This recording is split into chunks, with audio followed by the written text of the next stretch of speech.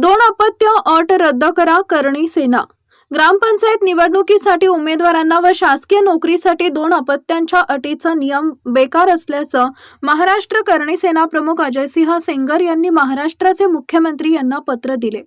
त्यात म्हटलंय की ही अट रद्द करा, कारण या अटींमुळे स्वदेशी धर्म असलेले हिंदू, बौद्ध, जैन यांची जनसंख्या प्रचंड प्रमाणामध्ये खालावत आहे। याबाबत चिंता व्यक्त केली। या पत्रात सेंगर पुढे म्हणतात की महाराष्ट्र सरकारने हिंदू, बौद्ध, शीख, जैन 3 पेक्षा जास्त अपत्य जन्माला घालण्याची प्रोत्साहन योजना लागू करण्यात यावी। अलीकडे आंध्र प्रदेशने 2 मुलांची अट रद्द केली आणि उलट 3 पेक्षा अधिक मुलं जन्माला घालण्यासाठी प्रोत्साहन देण्याचं धोरण जाहीर केलं। महाराष्ट्रात ग्रामपंचायत पासून जिल्हा परिषद व महानगरपालिकांमध्ये 2 पेक्षा अधिक अपत्य असलेल्यांना निवडणूक लढवण्यास बंदी आहे। तो कायदा 13 सप्टेंबर 2000 पासून राज्यात लागू केला।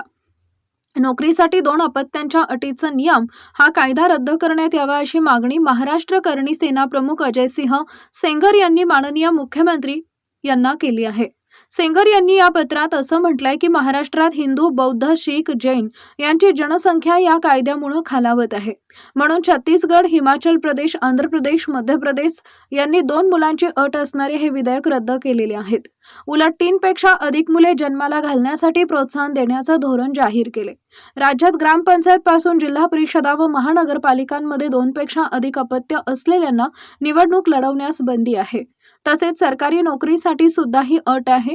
महाराष्ट्रासह दक्षिणेकडील राज्यांमध्ये 1.5 पेक्षा कमी आहे। हा दर रिप्लेसमेंट पेक्षा कमी असल्यानं डेमोग्राफिक रिकव्हरी कधी होणार नाही, हा खूप मोठा धोका आहे।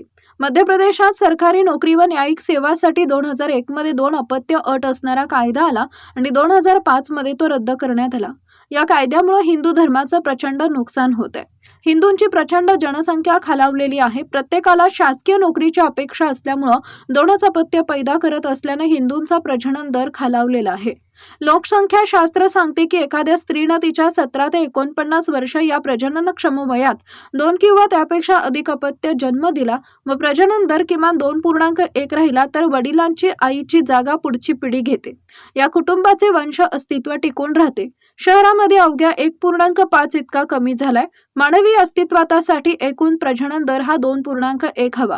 सर्वोच्च न्यायालयाने देशातील घटत्या प्रजनन दराचा संदर्भ देत अशा कायद्याची आता गरज आहे का असा प्रश्न उपस्थित केलाय। अनेक राजकीय नेत्यांनी, बड्या अधिकाऱ्यांनी पहिल्या 2 मुली झाल्यानं वंश टिकवण्यासाठी अनधिकृत मार्गाने 3रे अपत्य पैदा करत आहेत।